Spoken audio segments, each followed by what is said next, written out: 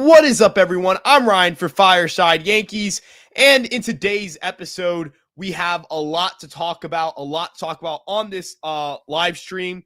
We haven't streamed in a couple of days, haven't been around, haven't been able to, hop on the stream. Did talk about this weekend being a little bit more busy than most for me on my personal side. Nothing wrong, just, spending time with the family, all that stuff. But with that being said, I'm really excited to talk about today's episode. To get into today's episode, to kind of get in some of the rumors from over the past week. Now, the Yankees haven't made any moves, obviously. There's nothing that's new. I know they made, I think they made a minor league signing for a outfielder, a AAA outfielder, but it's someone who hasn't made their major league debut. So it's not someone that I think we are going to spend a ton of time discussing. But with that being said, I'm just tweeting out the link. I apologize. I'm all over the place right now. My mic was giving me not some troubles, though the cables give me troubles, which I think is just because I have a new mic. XLR cables. Do not buy cheap XLR cables, guys. But with that being said, who's here tonight? We have Sean Browning. We have Brandon Moore, State of the Franchise Gaming, Ball Knowers Anonymous, Graham Highlander. We have Mikey Boy 007. We did talk with Brendan Davis. That did happen in our previous live stream, not during it. It happened, excuse me, for lack of better terms, before that episode. We can talk about Brendan Davis, but he's not the player we're referring to. The guy's name, it's a very unique name. I wanted to get it right, so I didn't want to just blurt it out and completely mispronounce it. But with that being said, State of the Franchise mentions, Brandon Moore mentioned legendary football announcer, broadcaster, media member. There are a lot of different terms you can use to kind of label what Greg was doing in his media career. He passed away. Ricky Henderson passed away. We talked about Henderson a little bit in one of the live streams earlier in the week. Obviously, prayers out to Greg and his family. Obviously, it has been a tough week for losses. Jimmy Carter obviously passed away. Rest in peace to him, and prayers to his family and all that. The Giants won. That sucked too. Not to the same extent as someone dying, of course, but I guess there's a lot of non-baseball stuff going on right now. But talking about the Yankees, answering some Yankee questions here. And yes, again, we will talk about Brendan Davis. Ball Knowers Anonymous says, first question, people stop saying Jazz needs to move to second base. He's a freak athlete. Put him out there and he'll be a good defender. Now, look, I personally don't really care where he plays. I can see the argument for second base. I can see the argument for third base. The reason I say that is because he has a phenomenal arm. And again, he has, just a great ability. His range at second's great. His tools or his skill set in the infield is extremely valuable on the defensive side of the ball. I don't necessarily think the Yankees are in a situation where they need to care about where he's playing defensively, whether it's second or third. I think they just need to care if they're getting the best possible infielder, whether that's second or, of course, third base. But with that being said, I agree with you. This is Ken. If you guys aren't aware, Ken is on some of our live streams. He stops by. He has his Ball Knowers Anonymous podcast. Basically, I just don't think there's a need to care where he's playing at second or third. I just think there's a need at second or third. You just get the best player available at either position. Of course, the Yankees aren't going to get Alex Bregman. I think he's the best player on the board. But I get why they're not giving him a 6-7 year deal. I get why he's not going to be a New York Yankee. I get why other teams may have more aggressive offers. And then again, I think Ha-Seong Kim's the best player on the board for the Yankees among realistic targets, kind of valuing, if you weigh in cost to acquire the player, there's no qualifying offer. He's not going to get a ton of money. And he is, in my opinion, truly, and I truly mean this, truly one of the most talented defensive players I've seen play the infield in the last decade. Davis, I'd say it's interesting. It might be a move to allow Grisham or Pereira to be moved. So, and I want to start this off by saying I don't think Ben Davis is on the 40-man roster, and I don't think he's the kind of defensive player who can get Grisham off the roster. He also has a storied injury history. The whole reason Brendan Davis, I think, isn't a regular major league contributor in entering his age 25 season or hasn't made his major league debut is because of health. I mean, even this year, start off the year ripping hot. I mean, he had like a 140 WRC plus in AAA. Looked like he would get the chance to play at the major leagues, especially with the Cubs getting off to a bad start. But then he had a back fracture, missed a ton of time, comes September, doesn't look the same, and then of course has the had an ankle fracture, ended his season. It's a minor league deal. And I love the upside here. Davis has a ton of pop. He crushes the ball. He's a good athlete. But I think that the Yankees are going to hold on to Grisham or Pereira. Not hold on to Pereira, but I think they'll hold on to Grisham if they can't get anything back for him or they don't get all $5 million removed off the payroll. And also I don't know what the move is that's going to make them want to trade Grisham. I'd have to see them do something first. I also think they should make a move to acquire a player before, and I think they should make a move to acquire a player, not just wait for them to open up some salary. That's another take I have, but that's irrelevant to the point.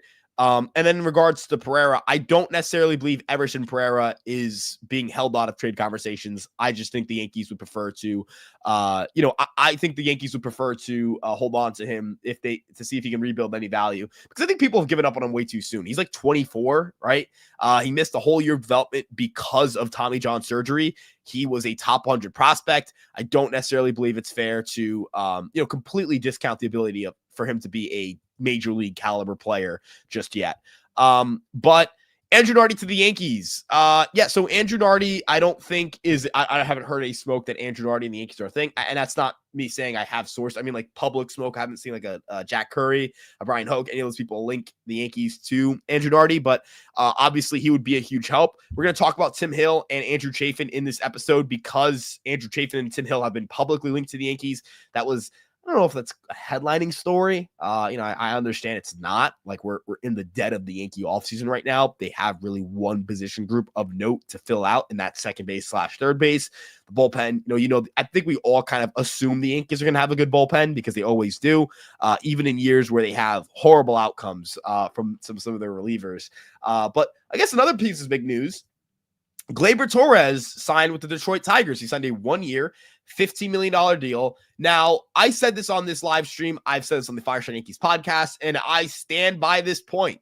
The New York Yankees losing Gleyber Torres did not make them better. I thought not re-signing Rizzo and signing Goldschmidt makes them better, even if you don't have a high view of Goldschmidt, because not having Anthony Rizzo is quite important. He's not very good. He was very bad for the Yankees last year, wasn't a particularly stout defender, was one of the worst hitters in the sport. I just personally don't view Gleyber Torres as like a star or anything like that. I think he's a solid player, and the Yankees are going to have to, try and find an infielder who can make them better, because quite honestly, they need an infielder, right? Gleyber put up 1.7 WAR last year. Nothing special. Nothing the Yankees cannot replace or upgrade on, but certainly not a mark that just any player off the street can hit. Oswaldo Cabrera, I do not believe is a full-time starting second baseman at the major league level. And I also personally think that, the Yankees need to go external there. I also think, again, Ha-Seong Kim, someone I've talked to a ton, talked about a ton. I've never spoken to Ha-Seong Kim. I think Ha-Seong Kim is an obvious upgrade.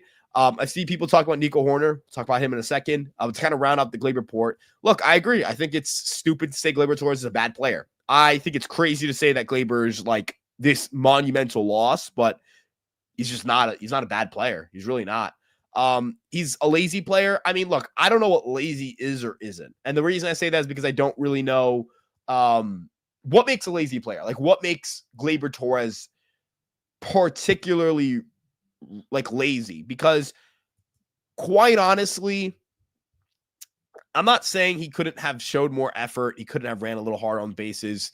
But again, I don't really necessarily believe that, I don't know, he was a good player in spite of it. He was a major league player. I don't think he struggled to get better because of work ethic.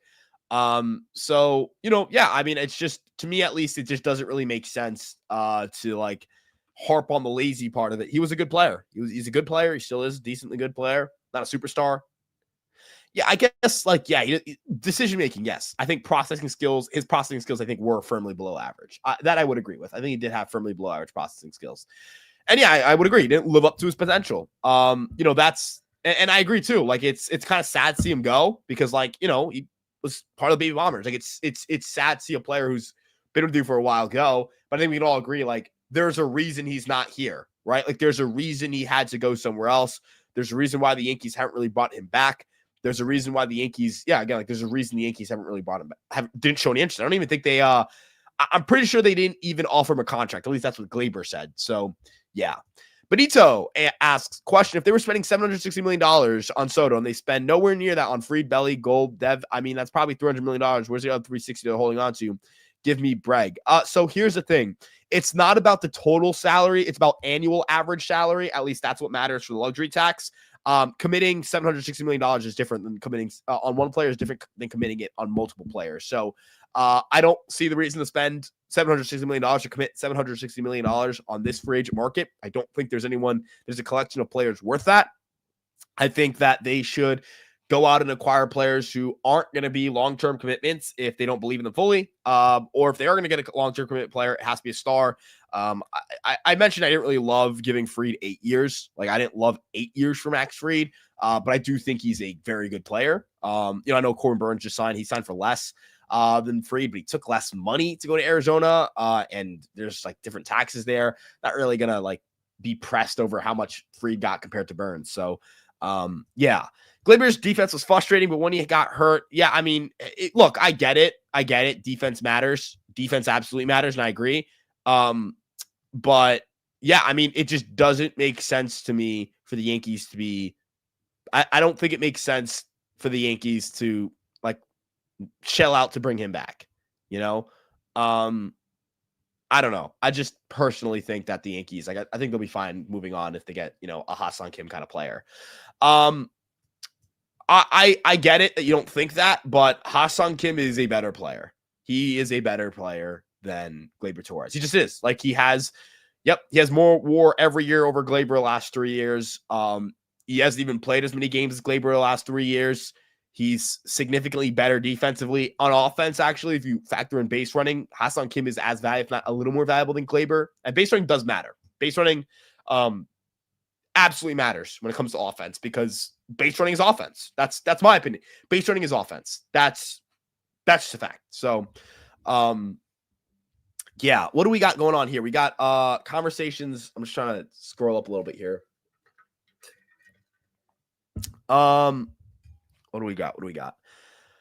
Nico Hoerner will be an option. So I don't think the Cubs are trading Nico Hoerner despite acquiring Vidal Brujan. Brujan isn't a particularly like high quality major league player. It doesn't make sense for a contender like the Cubs to shift out Nico Hoerner when they're trying to bring up Matt Shaw. I know they're trying to import infield talent. I'm just going to check what Vidal Brujan did this past year, but he wasn't very good. And look, I get it. You never know what can happen. I'm sure there's a price tag for Hoerner that the Cubs would be willing to accept the package for. But Vidal Brujan has, a career negative 1.2 WAR on Baseball Reference and a 49 career OPS plus. I'd be absolutely stunned if the Cubs view him entering his age 27 season as someone who's going to even make the major league roster. Like, is he going to make the major league team? I don't really know. I don't know if he's out of options.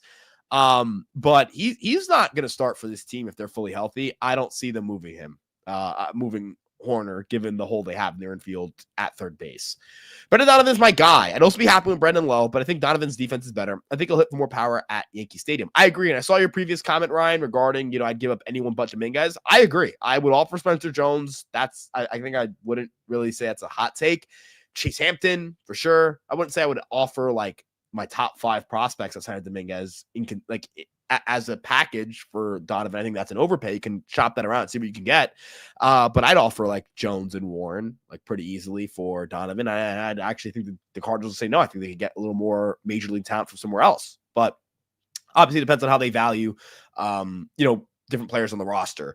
If you guys are here on the YouTube, make sure you like, subscribe, turn on the notification bell, comment, all that stuff. If you're on the Twitter, follow our Twitter page, like, retweet, all that stuff. We appreciate you guys stopping by for this stream. Again, know it's been a while since I've streamed, but I always appreciate having you guys around and having company. You know, you guys are great. I love talking ball with you guys. And yeah, I hope to keep going through this comment section and getting through some more questions. Profar plays third base. Why not moving Jazz to second and Profar at third? So I'm going to do, I realize I haven't done this. We're going to do this now. I think does the chat want the beautiful, lovely, amazing, present the screen? Is that where we're at right now? Because I'd absolutely love to present my screen and show you guys what we got going on. Let's share, yeah, this is the wrong bank. So Profar obviously had a really good offensive season, career best exit velo, career best barrel rate, career best hard hit rate. Clearly did a very good job hitting the ball harder this year. Was very impressed with the strides he made. I thought he would have been a good first base or left field target for the Yankees if they didn't care about defense. Clearly they do. But his ability to play third base is gone. It's not there. He's never going to play the corner infield for Major League team again, most likely. Hasn't played third base since 2018. Hasn't played, significant innings at second base since 2021. Can't play shortstop anymore. Yeah, he is not an infielder anymore. Again, if he was capable of playing third base at a league average clip, yeah, I think we'd be talking about him as the Yankees starting third baseman because there's no qualifying offer attached. But I think it's such a massive risk for a guy who doesn't have crazy sprint speed numbers, doesn't have a wicked arm. And that's kind of the, honestly, kind of has the yips. So, personally, I just don't view Profar as a target for the Yankees anymore. Yeah, I don't know. I just, I don't know. I just don't necessarily view Profar as an infield target for the Yankees at this point in time. Give me Tanner Scott, Tim Hill, D-Rob, Andrew Kittredge, sign Canley, sign Santander, Alonso, and Moncada. I think that this isn't happening. You'd be literally signing half of a bullpen. I don't think the Yankees are going to sign half of a bullpen. They have like one spot left to fill out. And Alex and I were discussing this on our most recent duo episode. Alex released a solo episode yesterday. But let's look at the Yankee bullpen depth chart because the Yankees are in a very weird spot. Their bullpen, so you look at the pitching staff, this is 6, this is 7, that's 13. You can only carry 13 pitchers on your 26-man roster. They only have, like, the pitchers with options are Hamilton, Cruz, Cousins, Schmidt, Heel. All those guys are making the staff if they're healthy. JT Brubaker's not got zero options. The Yankees gave him, like, they tendered him a contract. If they non-tendered him, they'd actually be under the Steve Cohen threshold. So if they sign a player, they're going to have to either trade a pitcher, probably Stroman, but we'll see, or trade a bunch of these guys. And granted, you could, but that is quite the ask. So yeah, but I don't think they're signing 4 players. And it's a $400 million play roll. We do have a super chat from Ryan Beck. Ryan says, this is so you just the play of the drop. And Ryan, just for you, my man.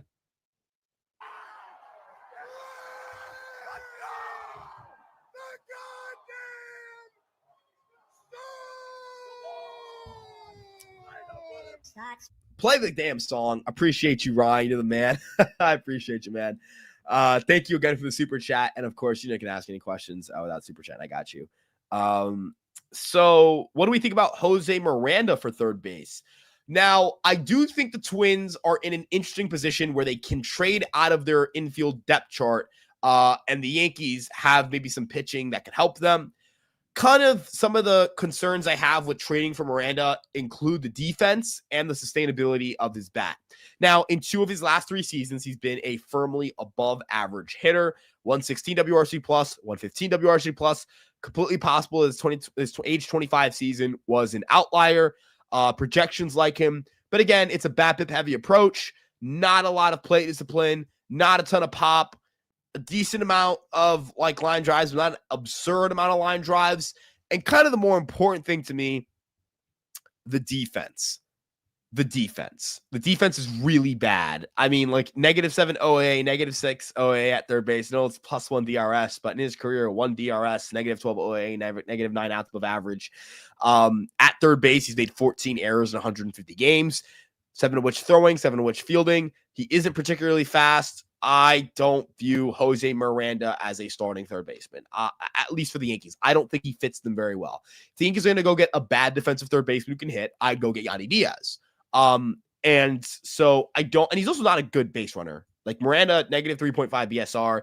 He goes a 1 point. He's maxed out at a 1.5 WAR. Granted, hasn't played 150 games, but put a pace for like a 2 WAR a year. This is where you are getting like potentially worse than from Gleyber. And if you wanted a bad defensive infielder who could kind of hit, you would just sign Gleyber, right? So I don't think the bad defense, decent bat profile worked for the Yankees at this point in time. What else we got? Chafin, Weaver, and Williams would be an Allison back end of the bullpen. I want to talk about Andrew Chafin. So I know that a lot of Yankee fans would prefer Tim Hill over Andrew Chafin. And I think I lean towards Tim Hill over Andrew Chafin because the familiarity here. We've seen Tim Hill pitch here. He's pitched very well here. He was great in the postseason. He and Chafin are the same age. When you look at career trajectory, Tim Hill's sinker got better with the Yankees. His stuff is pretty good. But Chafin misses more bats. He was in the he had struck out 28.9%, 28.5% of batters faced, 15.4% swinging strike rate. That's the second best mark of his career. He was in the 96th percentile in whiff rate and in the 97th percentile in chase rate. Batters made bad swing decisions when they faced Andrew Chafin. They didn't hit the ball particularly hard. Home run prevention was great. Strikeout numbers were great. And the walk rates weren't good. But we're talking about like profiles, like what do these pitchers do well? In terms of strikeout to walk rate, Chafin beats Tim Hill. So in terms of strikeout to walk ratio, Chafin is significantly better than Hill. In terms of damage prevention, Chafin is not close to as good as Hill. Granted, Chafin is still above average at it, while Hill is elite at it. Yes, Hill is an elite damage preventer, and that's important. I do think that there is signal to Hill's ability to prevent damage contact. I don't think it's some luck-based thing, but the Yankees have shifted towards strikeouts in their bullpen. It wouldn't surprise me if the New York Yankees went with Andrew Chafin and kept leaning all the way in on strikeouts. If you look at the projected WAR and the projected ERA of left-handed relievers on the free agent market, Andrew Chafin's projections are better than Tim Hill's. Granted, it's not by a significant margin, and projections for 54 inning sample sizes are crazy weird. I wouldn't trust them a ton, but I do think there is some substance to the idea that, again, Chafin could be someone that the Yankees could benefit from acquiring. Now, regarding his issues against right-handed batters, if you look at his numbers this year, weren't really real. 284 WOBA, 317 slug, 326 OBP. He actually struggled to get left-handed hitters out. And now I don't know how like stable this is because you look at the strikeout to walk rates, way better strikeout rate, slightly better walk rate or similar walk rate, against lefties. So strikeout to walk rate was way better. The whip was higher here. The BABIP, 400 BABIP against lefties. I don't necessarily think the lefty thing is an issue, but he does a decent job against righties, can miss bats against righties. The slider plays very well because he has a sharper like gyro slider that prioritizes vertical drop over for lack of better terms, how do I put this? It's more of a dropping slider. Dropping sliders or sliders that prioritize vertical drop. They're called gyro sliders. I wish I had my baseball here to kind of like demonstrate to you guys. But basically, if you wanted to get an idea here, and I'll use this like bottle cap, right? A fastball spins this way, right? Spins back spins. It spins this way. Sliders like sweepers, gyro sliders are going to spin around, kind of like a football, which is perfect for football Sunday. So again, gyro sliders are those kinds of sliders that Andrew Chafin has where it drops more than it has horizontal movement. It's gyro spin. It's spinning around instead of this way or even side spin. It's spinning around itself. That kind of slider plays well against righties. The thing the Yankees would need to fix with Chafin is his sinker. His sinker isn't particularly great. I think that his sinker can be better. I actually like his four-seam fastball a decent bit. He's got like a weird release point for it. The sinker is something where I think it's location-based. I think that Andrew Chafin has location issues with the sinker, and the Yankees have to shift him to be more willing to attack inside to righties and away from lefties. So, I personally think that Andrew Chafin is someone who can handle right-handed batters. He's proven that before. He proved that this year. He has the profile for it. It's just a matter of whether the Yankees can tune up some of the command issues that he had in Texas when he got traded. I have a great question for you. Ha-Seong Kim at the second lowest Z swing percentage, which is zone swing percentage. Any concern about him hitting in front of Judge, or is he going to get pitches to hit? That's a great question. And that's a great point. Like, how does that profile for the top of the lineup? Now, Gleyber didn't swing super aggressively in zone when he was at the top of the Yankee lineup. But I do think that he has better zone aggression than Ha-Seong Kim. And I think that is a real concern. But I also think that perhaps getting pitches to hit and getting, easier pitches to hit or whatever it may be, it's something that either can make or break you. When hitters see more pitches to hit, it's a matter of whether said player is going to, it's a matter of whether said player gets better or not in those situations. We saw Alex Bregman's walk rate get cut in half, basically. And he is, in my opinion, a better power hitter. Basically, are pitchers afraid to give Ha-Seong Kim a pitch to hit? I don't think they are, particularly, right? I really don't. But if Ha-Seong Kim can punish them, which Gleyber was able to do, perhaps, it ends up working out. Now, if he can shift towards the bottom of the order, that's a different situation where maybe pitchers are still not afraid to throw to him, but they just don't throw strikes enough. And then the other thing I'd like to put out in regards to Ha-Seong Kim at the top of the lineup, you're still going to have pitchers who are wild. You're still going to pitchers are just kind of wild. They don't really throw pitches in zone a ton. You're not going to see, pitchers just stuff the strike zone with fastballs down the middle. They're going to try to do things to get them to chase. That's just kind of how every pitcher pitches. There are not enough guys with dominant fastballs anymore because every fastball is pretty good.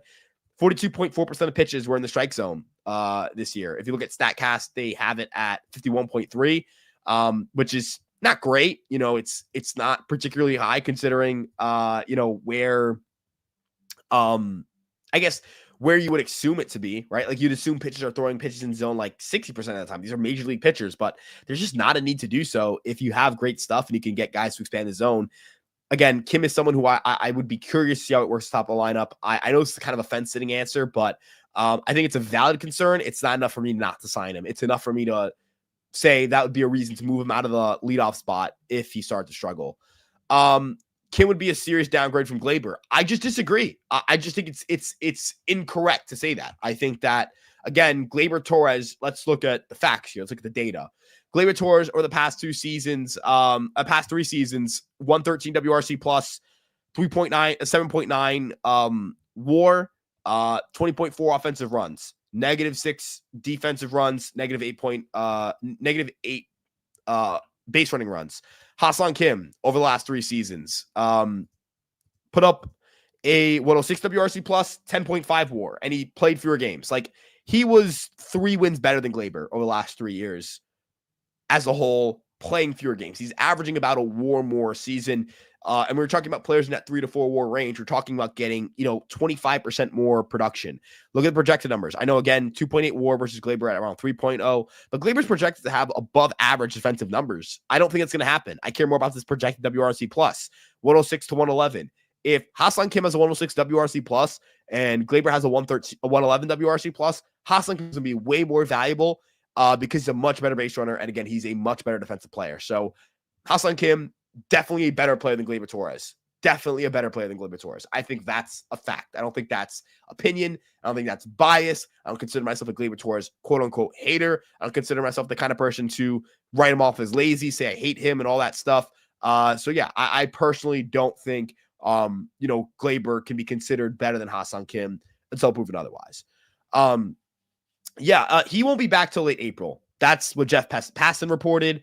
Definitely a concern, but definitely, again, not something that I'm going to say that I'll move away from. Chef Nick says, hey, Ryan, how are you? Just curious, still figuring this out. Why do you think, and I'm doing well, why do you think the Yankees traded away Jack Neely for Mark Leiter Jr.? Did he see something with Mark more than him? Better analytics? So I think it was just a win now move. The Yankees felt like Mark Leiter Jr. would contribute to the Major League bullpen immediately. And I kind of agree with that assessment. Mark Leiter Jr. was a huge hit in the postseason. If you look at Mark Leiter Jr., and I'm going to pull up Mark Leiter Jr.'s data from this past year, or excuse me, his postseason numbers. Let's click share this tab instead. Postseason, he was huge for the Yankees in the postseason. 6 huge big balls outings, plus win probability added, 1.69 ERA. The only big negative win probability added play was the error, and that was more on Rizzo, not necessarily bad pitching. I like Jack Neely a lot. I think Jack Neely's a good pitcher, but there are some concerns with Neely. His fastball, I know he's got good velo. He's got pretty predictable movement on the fastball. His slider is a brilliant pitch, though. His slider is truly excellent. When he got to the Cubs, he was really good in AAA. He was pretty freaking good, and his projections are pretty strong. But again, the fastball, not particularly dominant. Like, he's a dominant slider, good fastball guy. I'd honestly, and we're going to go to StatCast here. I'm going to change tabs in a second. We'll look at Stuff Plus for a second. Look at the Stuff Plus scores. 105 fastball. It's pretty average. 119 slider. That's a tick above average. A lot more, he's a lot more comparable. He's a worse version of Clayton Beeter, in my opinion. I think Beeter's ability to throw multiple innings is a little more valuable. And again, this is me picking at hairs here, or picking at straws here. Neely's slider is ridiculous. His slider is one of the best sliders I've seen in the Yankee organization. It's got ridiculous movements. It's just a nasty pitch. But again, that four-seamer, right? 16.7 inches of induced vertical break, super high arm angle, super predictable arm slot for that pitch. Doesn't have what most would consider deceptive movement. Isn't going to fool people on the fastball. Hasn't had a ton of whiffs on that pitch. It's more of a table setting pitch. And I think that's something that he's going to have to work with. He's going to have to work kind of with that pitch, with the location of that pitch, kind of work on getting the velo up a little bit, and work a little bit on, just executing the slider, because as long as he's got the slider going, I don't think Jack Neely's a bad pitcher. I really don't. I think he's a really strong reliever. But I think the Yankees correctly identified that Mark Gleyber Jr. would give them more present day value, and he did. He gave them more present day value in the regular season, no, but in the postseason, absolutely. And that's, I think that you can give Mark Gleyber Jr. a pass for the regular season because he was so good in the postseason. So yeah, agree. Kim is a much better all-around player when healthy. Gleyber wins power stat and none of the other stats. Yeah, I agree. Gleyber's a better hitter, I'd argue. Gleyber's a better hitter. I'd say that pretty confidently. I'm pretty confident saying Gleyber's a better hitter than Ha-Seong Kim, especially coming off shoulder surgery. But, I just have a really hard time grading him as a better player when defense is so valuable and base running is so valuable. So, yeah, let me share this tab instead, because we have a question about Gonzalez from Pittsburgh, Nick Gonzalez. So, I think the defense that Nick Gonzalez brings to the table to be valuable. I think he has upside because he has, a decent amount of pop, and he has, an interesting contact tool. But he's entering his age 26 season. Good defense guy. I think the Pirates would probably prefer to keep him because of their lack of infield depth. If you look at the Pirates roster right now, the position player side is very barren. It's not robust. It's not full of position player talent. Look at their bench. Again, not particularly full of infield talent. I know they have Nick York. I know Jared Triolo was fun last year for them, but he had a really bad year this year. I personally think the Pirates should be just kind of keeping as many position players with upside as possible on their roster. They just imported Spencer Horwitz onto the roster. Isaiah Kiner-Falefa seems to be their starting shortstop for the year. Again, Nick York, they acquired him in the trade for Queen Priester, who's with the Red Sox now. And York, York is a fun player. I don't think he's going to be a great big leaguer, but he's a fun player. He's got some decent pop to him.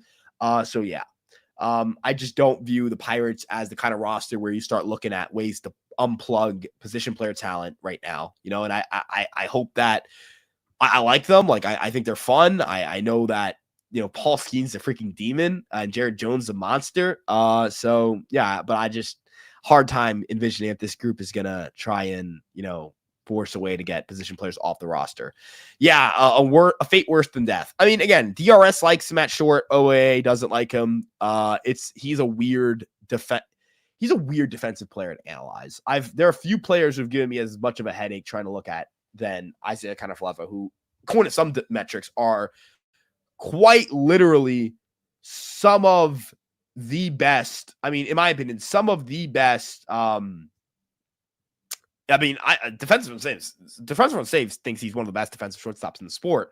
Do I agree? No. Do I also agree that he's a negative defender? Maybe not. That is true. They do seem to get deals done with Pittsburgh. They have had a pretty strong relationship with that organization. So Yeah.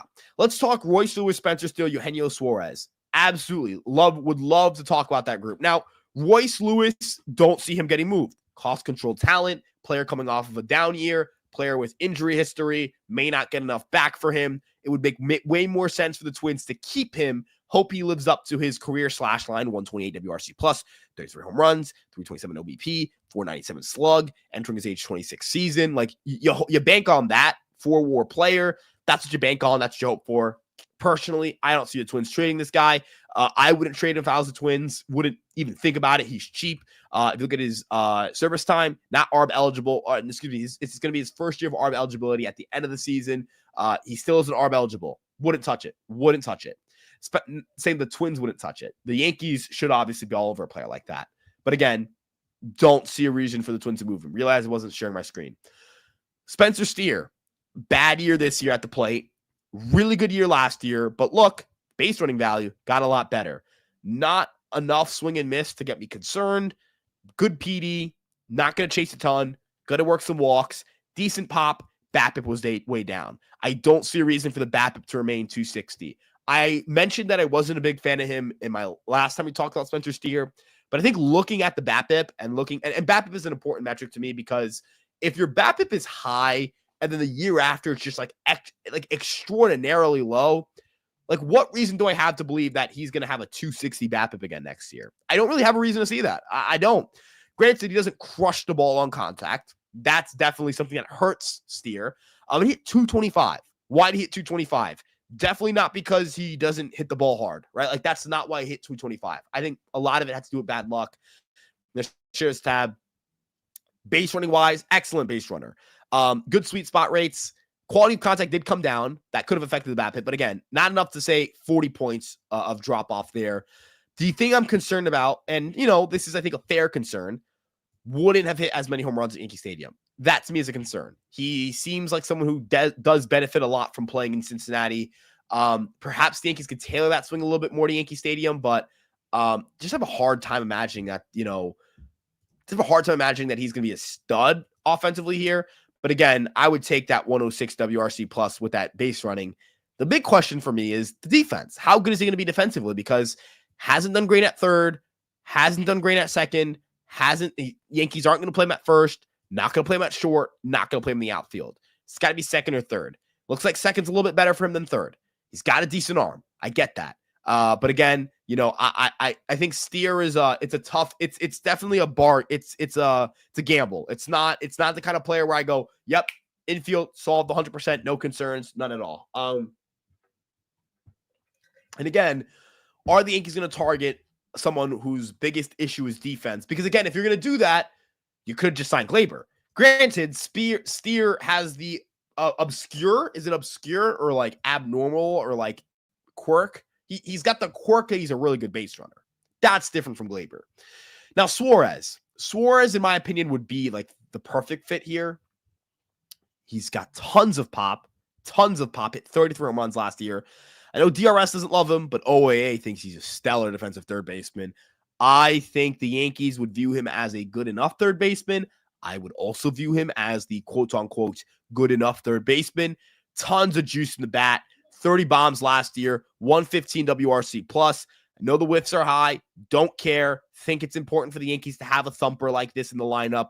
I think the projection is low. I really do think it's low. He has been a really good player. I mean, he's been a 3-WAR, 4-WAR, off year, COVID year, 4-WAR player. This guy's going to have 30 career WAR at age 33. Entering his age, he might end up with a 30 to 40 career WAR and 300 to 400 home runs. We're going to look. Suarez is probably going to be like a Hoff ballot guy, a Hall of Fame ballot guy. Not going to get in, obviously, but he might end up being a 30 to 40 WAR guy in his career. And we're going to be like, hey, this guy was pretty solid. This guy was a decent ball player. This guy had a pretty nice career in the big leagues. I think he's a really fun player. Would certainly love him on the New York Yankees. But after signing Corbin Burnes, I think it's really hard to imagine that the Diamondbacks would trade him in his final year on the deal, making like $15 million when they just picked up the club option. I don't think they have like an internal option that like I know they have Jordan Lawler, but like, right? Like, he's a good prospect, but like Blaze Alexander's not moving it for me. Blaze Alexander was a really, really bad defender this year.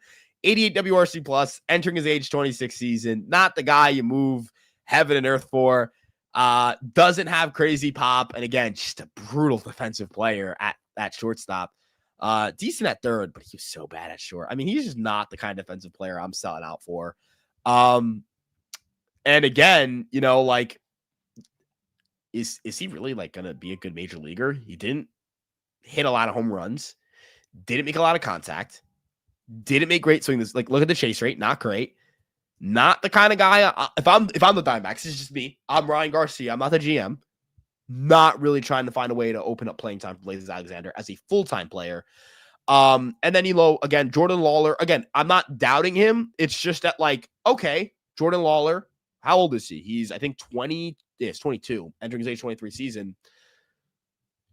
Why would I, as the Diamondbacks, force a 22-year-old coming off of injury to start right out of the gate? He's played, what's this, 16? He's played 28 games in AAA. Why am I forcing this guy to start at third base in 2025? Why not let him come up if needed? Why not have him as depth? I have, like, if I'm the Diamondbacks, I have let's look at this roster real quick for you guys. I have Josh Naylor. I have Lourdes Gurriel Jr. I have Jake McCarthy, Eugenio Suarez, Ketel Marte, Corbin Carroll, Gabriel Moreno. I've got a rotation of Corbin Burns, Zach Gallen, Merrill Kelly, Brandon Pfaadt, Eduardo Rodriguez. Why am I forcing Jordan? Perdomo's a solid player too. He's an excellent defensive player, ridiculously good defensive player. Ridiculously good on the defensive side of the ball. Really good. And a decent enough bat with good base running value. This guy could probably mop up, 3-WAR value. Pretty easily. Like, he could be a 3-WAR player in 2025. I wouldn't be stunned. He's a pretty solid defender out there. I just don't like. I would view Perdomo as the player I'm ready to replace for Lawler if I have to midseason, not Suarez, right? If we talk up Suarez as this really good player, would help the Yankees a ton at third base, blah, blah, blah, then like it would be illogical to also be like, and the Diamondbacks should trade him and give him to the Yankees, right? Like that feels weird to me. I just, yeah. And look, Lawler's minor league numbers, again, I think he will be a good major league player. I'm not poo-pooing on Jordan Lawler.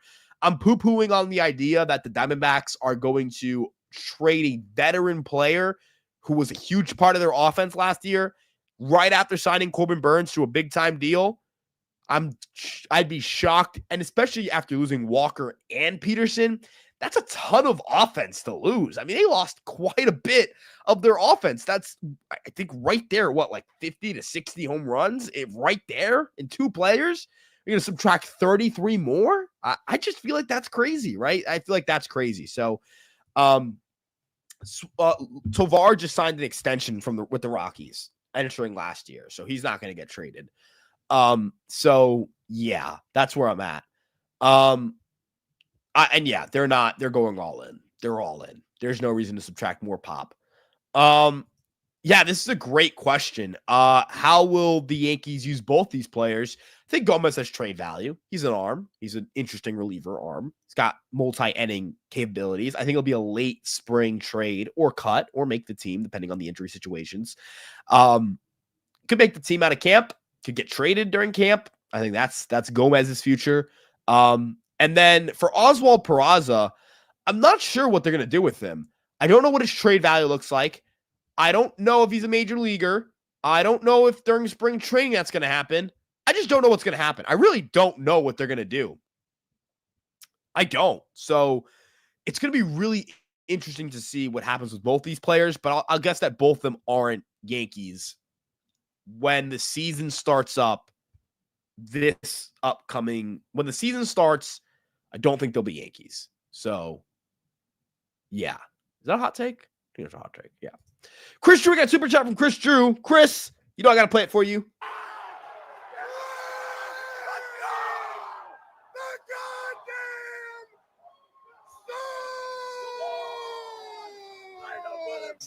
I appreciate you a lot, Chris, saying love the constant level up of the setup. Keep up the great work. Appreciate you, man. You know me, I'm trying to, step up the setup, all that stuff. Promise you guys that Christmas would bring some upgrades to the setup. It has one more upgrade is needed. It's the XLR cable situation. We'll start working on the backdrop and everything. I do like having this headphone stand here, gifted to me by my girlfriend around my birthday.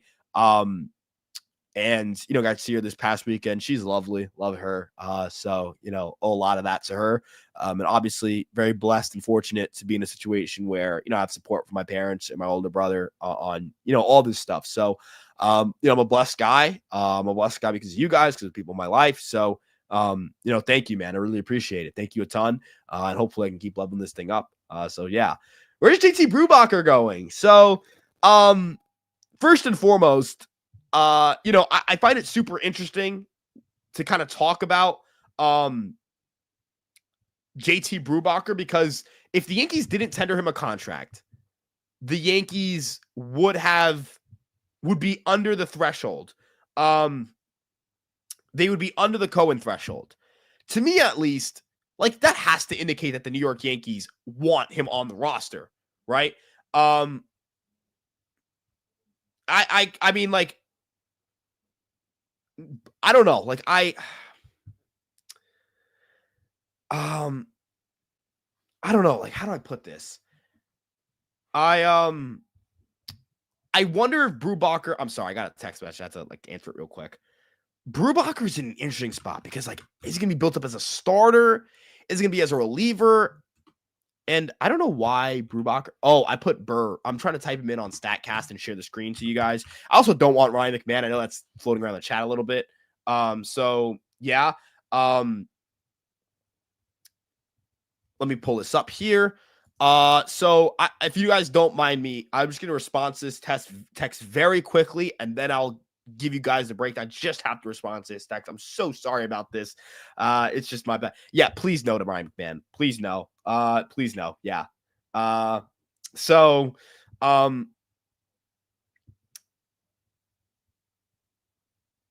me just, I'm almost done.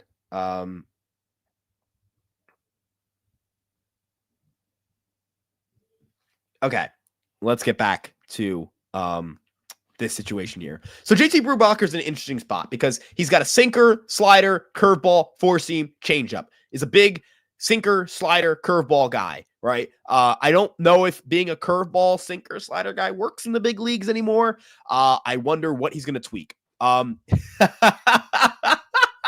No, I mean, that would be funny if she did.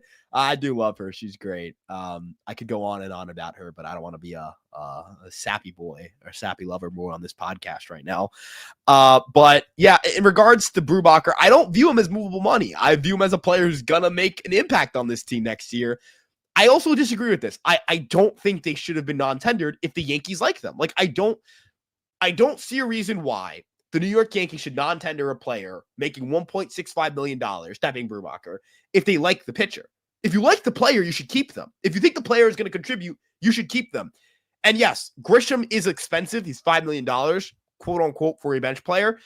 But kind of name me the outfield who can play defense and be like a passable major league bat.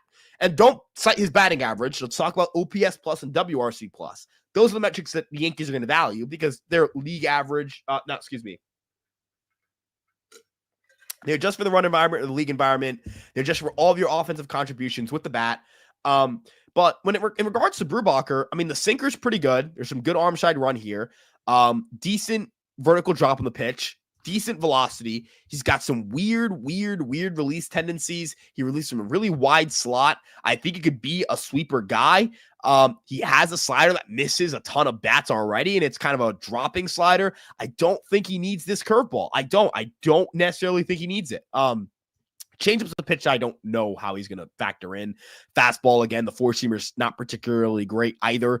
But, this is a guy who can miss bats. This is a guy who's missed bats in his major league career and gotten chases. And I think that's valuable to the Yankees. Let's look at his whiff rates and his chase rates consistently throughout his career. Where can I get this? It's right here.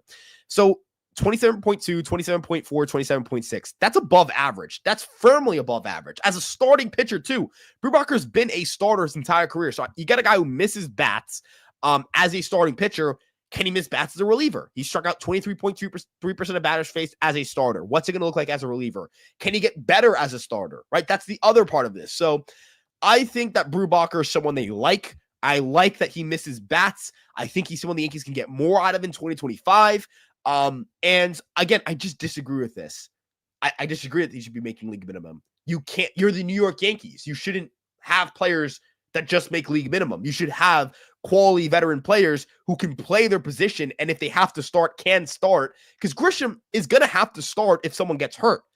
Imagine if that player is, I don't know, whatever the Ryan Lamar 2025 version of that would be, like a player who's a AAA player and isn't much more than that. And yeah, he did go to Driveline. I'm sorry. If you guys don't know that clip, it's like it's the scene where I forgot the movie name. But it's like he shoots Jeter in the clubhouse. It's like, you should have shot A-Rod. I love that. But yeah, he went to Driveline. He made some interesting tweaks. Let's look at the spring training data. Let's see if we can get his 2023 spring training data. The other guys, yes, I'm so sorry. Very uncultured, not great with movies. I did watch This Ends With Us and Carry On Netflix this past week. If you guys have checked those movies out, those are very good movies. And I'm not a movie guy. I'm not like a movie buff or whatever it may be. But those are really fun movies to watch. I don't know if you guys have watched it. If you guys have, let me know your thoughts on both those movies. Or again, I just really was into those. Vertical movement. We're gonna get you guys all this data right now. What was he throwing in spring training? I think he's the pinch runner kind of guy, not Grisham. I think Grisham's a legitimate major league player. I you know what I mean? So Brubaker was throwing kind of he did kind of go more death ball on the slider. Now, if you guys know what a death ball is what Jordan Montgomery was throwing with the whatchamacallem, crap baskets. He was what he it's kind of this like dropping like gyro slider breaking ball thing. Brubaker's always thrown like a death ball, but this one was like, this is nasty. These are good specs on a slider. This is the kind of pitch that like I'm going to be honest with you guys. If he can throw this slider, he's going to miss bats. He's going to miss bats in 2025. Curveball. This is more of a sweeper. Look at this, 14.4 inches of glove side movement. Let's look at what a sweeper was doing before. 6.5, 8.2. So this is negative 8.2, 6.5. This is 14.4. Were there sweepers involved in this? Was he throwing a sweeper? I want to look at like pitch and event. We're gonna go pitch type, curveball. Sorry that I'm boring you guys with this. If I'm boring you guys with JT Brubaker talk, let me know. But this is gonna be an article. I'm just letting you guys know. We're doing an article on this. This is gonna happen. This is Ryan Garcia's doing an article on this. You know me. This is a wicked pitch. I mean, look at this. 20 glove side. Are you kidding me? This is freaking nasty. Let's look at this thing. Let's look at this beauty. See if we can get video. I don't get YouTube. Find me, YouTube. Find me. With his sinker down in the see me about this. Come see me about this. Zone with his sinker and his breaking ball is look at this slider and X that zone. What I mean by that is breaking. I see this. Breaking ball is slider and X that zone. Oh my God. This is holy shit. This is and his inches of sweep, my boys. Fellas, this is look at that. You guys see this thing? I hope you guys can see the this is gross. This is gross. I'm gonna loop this. This is gross stuff. This is perfect. This is a nasty slider, man. This is the kind of pitch that, like, yeah, I would 100% like have on tape. Like, I know that it sounds stupid, but the Yankees, that's a nasty pitch. That it just is. See if we can get another one on here. Let's see what we got. I want to get another swing and strike here. Or, you know, we could, I don't really care what it's going to be. I just kind of care. Let's see. Another swing and strike here. This is 19 inches of sweep on this one. This is kind of gross. Oh, there's no film of this. That sucks. That some of these are not going to have film on. That's just like, because it's like spring training. But some of these are wicked, man. Some of these are wicked pitches. Let's see. Swing and strike. Let's see if they have clips of this. This is the Phillies game. They should have clips of this. A month before he starts to have some light throwing. So Holy shit. Like, this is wicked. This is the Clay Holmes sweeper. This is the Clay Holmes sweeper, boys. That's what this is. I think he's got, now he's not going to start. I think he'll be a reliever for the Yankees.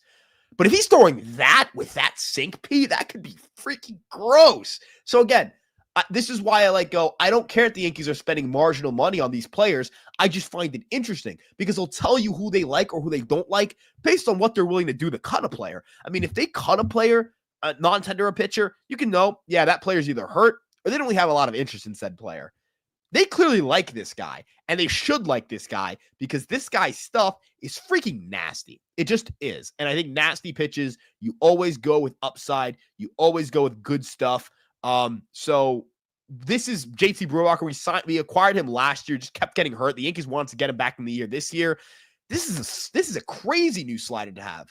And then you look at the sinker. You know, the sinker isn't the kind of pitch where I'd say it's the grossest thing you've ever seen in your life. But it's got good arm side movement. It's got good horizontal life. I want to look at I think we should loop the other one. This one is one of the best pitches I've ever seen in my life. This is like a premier. This is a premier slider, guys. Look at that. That's a premier slider. That is a premium pitch. That is a premium pitch. Premium pitch. Let's talk about Roki Sasaki, though, because we're going to talk about Roki Sasaki. Roki Sasaki, I don't think is going to be a New York Yankee. I've said this time and time again. But if he were, I'd cry because I think that would be sick. And the Yankees, got Roki Sasaki, it'd be a win. The Yankees would have, I think, won the offseason. Not won, but it would be a huge, huge boost to the offseason grade for me. I'd be yep, great job. Great job, boys. Clap it up. Good job, Brian Cashman. That's where I'd be at. I would cry. I think crying is a good thing to do when good things happen to your sports team because you probably cry when bad things happen. So, and then you look at the slider. And by the way, sorry, I didn't mean to do that. And when you look at Sasaki, yeah, I think he's going to go to the Dodgers or the Padres. The Yankees are in. Getting a meeting is good because Joe Wolf represented Yamamoto. He represents a lot of really good Japanese players. So, it's good to have a good relationship with his agent. It just is. It's good that Sasaki's yep, Yankees, I want to at least meet with them. I just want to know what their pitch is. I want to know what they have to say. If it gets Sasaki, won't happen. Does that make Hill tradable? Probably. I mean, but the other thing is you probably want a 6-man rotation with Sasaki. And you probably want pitching depth. Here's the thing, guys. Sasaki, Hill, Schmidt, Rodon, Fried, Cole, someone's hitting the IL. We all know that, right? Someone in that group is hitting the IL. That's a fact. Also wanted to pull up this. Sorry. Sure, step instead. Wanted to pull up this pitch right here. This sinker. When you start overlaying pitches, and you look at pitch tunneling. Look at that. It starts out here. I mean, that's pretty sick arm side movement. So again, he's got good horizontal movement. That's the foundation of a good arsenal for the Yankees. And if he's in the bullpen, is he sitting 93, 94? 94, 95, excuse me? Right. Also, someone said It Ends With Us was a terrible movie. Brubaker's a guy we didn't just get him. We got him last year. But he's not going to pitch until this year. This is the year he's going to pitch for the Yankees. Someone mentioned that they didn't like It Ends With Us. And I would love to get your opinion on that. Yeah. This Ends With Us. I thought it was a great movie. I thought it was a very powerful movie. Granted, it's a dark movie. I just really liked what I liked about This Ends With Us is that it took it through the perspective of Lily while she was being gaslit by Ryle. And I really thought that was a really cool perspective to show. The book, I have to read the book. I bet the book is probably better. That's usually kind of how it goes with books turned into movies. But yeah, I crying at the end of Coco is very fair. Very fair. Is Josh Rojas enough of an upgrade over internal options? Good defender with at third base at least. Do I believe in Josh Rojas' ability to be a good major leaguer more than Oswald Peraza? Yeah, I agree. Yeah, I agree. I agree with that. But I would want more. I yearn for more. I yearn for more. This is actually a good take on the movie. You know what? I didn't think of it like this. Didn't get into the abuse at all. Felt more exploitative.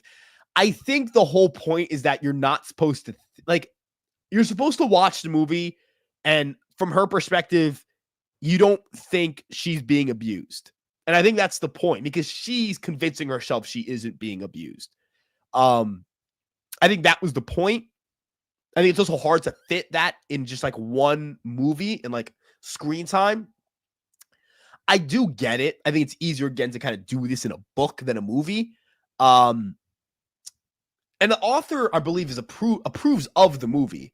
And if the author approves of the movie, I'm usually happy with the product. I usually feel like that's fine. I don't have a problem with that. If the movie, if the author was unhappy with the movie or hated the movie, you know what I mean? That's fair. That's fair. That's fair. I get it. Again, I think it's an interesting conversation, but I'm gonna get back to baseball. But I will talk more about this movie at some point. I really I thought this movie was very interesting. We'll say Carry On, interesting movie. Netflix, think it came out recently. Carry On was an interesting movie. Kind of like your typical like action movie. Very tense the entire time watching the movie. He needs to get Nolan Arenado from the Cards. He's good. All that makes sense. Don't think so. Don't think the bat makes a lot of sense for the Yankees. Think the bat doesn't play here at all. You know what I mean? Don't think it plays here at all. Iglesias would be a good bench get. Would not be a good starter for the Yankees. I'm still dreaming of Brendan Donovan to the Yankees. I would die for Brendan Donovan on the Yankees. I don't think Sasaki will pick the Yankees. Doesn't Roki Sasaki's Japanese critics criticize him for leaving early? Why join the Dodgers where all the Japanese critics with a stack rotation already and Kershaw likely returning where he's going to be put? I honestly don't think that he cares about what the Japanese media thinks. If he cared, he would have stayed. I also don't think he cares about the money. Because honestly, I know the Dodgers signing bonus, and I know you're not mentioning this, Mikey, but like I know people have mentioned the signing bonus. Yankees have more signing bonus money than the Dodgers. If he really cared about the signing bonus money, God, why? Like, why wait? Why not wait 2 years and go get 200 million, 300 million, maybe 400 million? Get a bag from a team. You know what I mean? This guy decided to forego generational wealth to come to the big leagues and make league minimum for 3 years, arbitration money for 3 years, and maybe, just maybe, sign a pre-arbitration extension. Maybe. And it's not going to be what his market value is. So I don't think he cares about the outside noise. I think he just cares about making a decision he wants to make. And I think the decision he wants to make is go to the Dodgers. And it's weird. Don't you guys find it weird? He wanted to come over last year and he really wants to come over this. Like, why would you want to come over to the United States if you didn't have a team in mind to play with? That's just my logic. I could be wrong. I'm not sourced on this stuff. I've never spoken to Roki Sasaki, never spoke to Wasserman Agency, never spoke to Joe Wolf. So, yeah. Mom and sister both read the book and liked the book much more. Haven't seen Carry On. Been watching indie movies I missed while at college. Anyways, back to baseball. Again, I'm not a huge movie buff. So if you would like to kind of recommend any movies, DM me at Ryan Garcia SM on Twitter, or just join one of these live streams and just start shooting movies to me. I would love movie ideas. Love it. Would love it. But I should read the book. 100% should read the book, I guess, before making comments on the movie, if that's fair. And the two arms were Tim Hill and Andrew Chafin. We had a conversation about it. I think this live stream just kind of went from, like, I think this live stream went from, like, oh my God, here's, like, here's, whatchamacallit. This live stream went from Andrew Chafin and Tim Hill to, oh my God, look at this JT Brubaker sweeper. Holy shit, right? Which I think is very, very, very much up Fireside Yankees alley. We're going to wrap things up soon because I'm eating dinner, so send your last questions in. I feel like the Yankees are in a great spot to land Sasaki of the brand and winning culture. I personally think that the Yankees would be an attractive landing spot for Sasaki, but, like, I'm not Roki Sasaki, dude. I'm not. You know what I mean? Yeah, I just think he's going to want to be a Dodger. Tim Hill and who else? Andrew Chafin. Andrew Chafin, someone we talked about. I think I have an article I published already about him or have in pending. I forget. If I published it, I'll link it on Twitter. I'll throw it up there. Talk about Andrew Chafin a little bit. This Brubaker article is going to go stupid, guys. It's going to go triple platinum. This is going triple platinum, folks. I know Tanaka's his idol. I know that. That is abundantly true. So, yeah. Hey, what's your preference in order? Ooh, this is a good question. Ha-Seong Kim, Brendan Donovan, Lowe, Castro, or internal with DJ or Cabrera. Internal's dead last, and there's like a steaming pile of shit on top of them. Like, love Cabrera as a dude, good utility piece. Absolutely not going to consider him a starting second baseman. Clearly the worst player group in this group. Now, Willie Castro's probably 4. Willie Castro's a good 4, though. if he's like 4 on my board of these players, but I'd be happy with him. I like Willie Castro's swing at Yankee Stadium. He's a good arm guy, good arm, really good arm, could play third pretty well, good speed, 1-year deal, easy to acquire probably. The kind of guy you can like plug and play at third, reevaluate the position, whatever it may be. Throw him all over the field. He can play the outfield a little bit. I know he made some stupid decisions in center field, but decent outfielder, decent second baseman, can even stick at short for a little bit if you need to. Kind of guy I'm like, yep, just versatile. If you cheap out at second, it's him. Fine, whatever, don't care. Brendan Lau, I'm assuming. Love Brendan Lau. 2 thumbs up. Love Brendan Lau. Concerned about the defense, concerned about the injury, concerned about the playoff performance, but the red flags, the concerns, they're not enough for me to be deterred from the player. 2 thumbs up, would consider it's a B+ to A offseason if the Yankees acquired Brendan Lau. Ha-Seong Kim is 2 on this list. I know you guys are like, Kim should be 1. I know, but I love Brendan Donovan. Ha-Seong Kim is a great number 2. Again, you get him, B+ A offseason.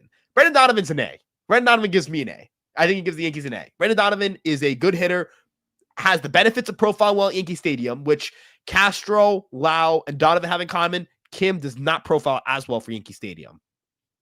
Defensively, he's probably the second best defender in this group behind Kim.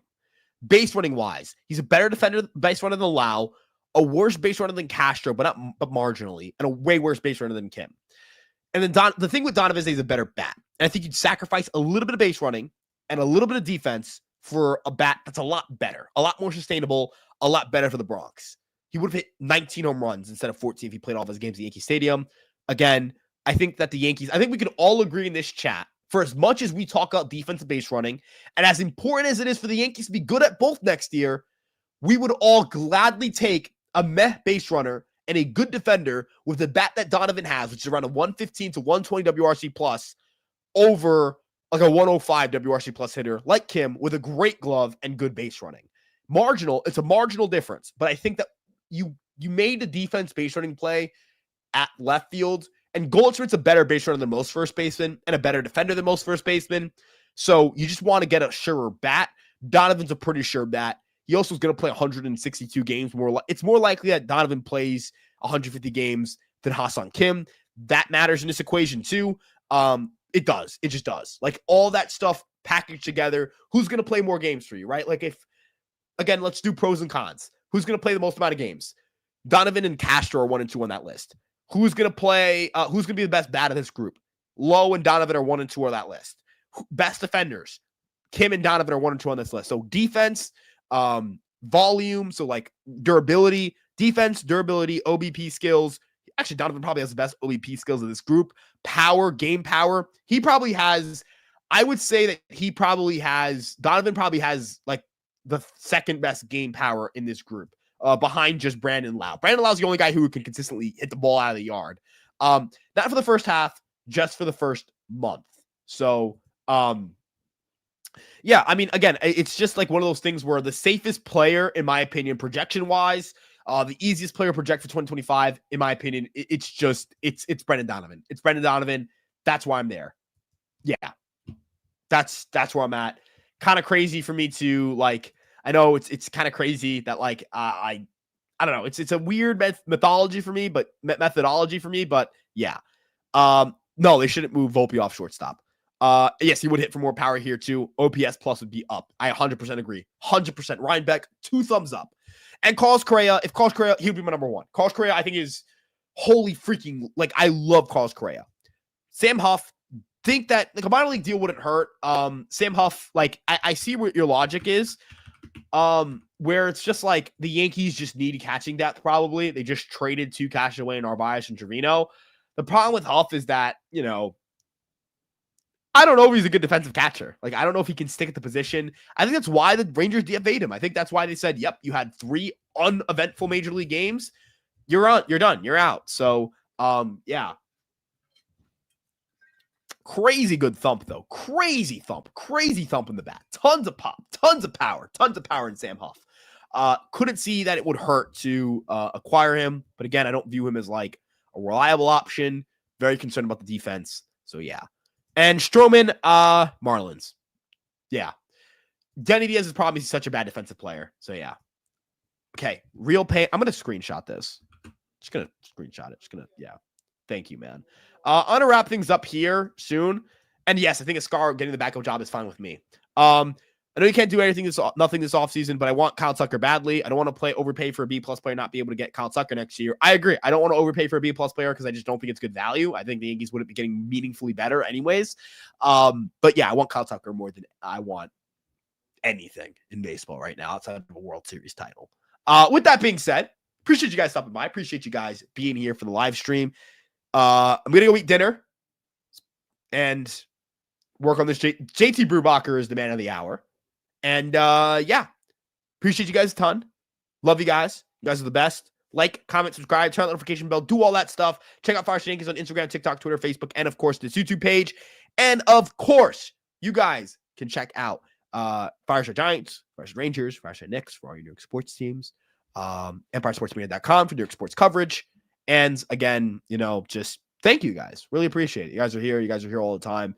These live streams do really well. And it's because of you guys. Like, I'm just some dude in my room with a mic and a camera talking about the Yankees and showing you JT Brubaker throwing a slider to Jake Cade in 2023 during spring training. Yeah. Thank you again. Love you all. Have a good rest of your night. Enjoy your Sunday. Let's go Buccaneers. Let's go Baker Mayfield. Peace out.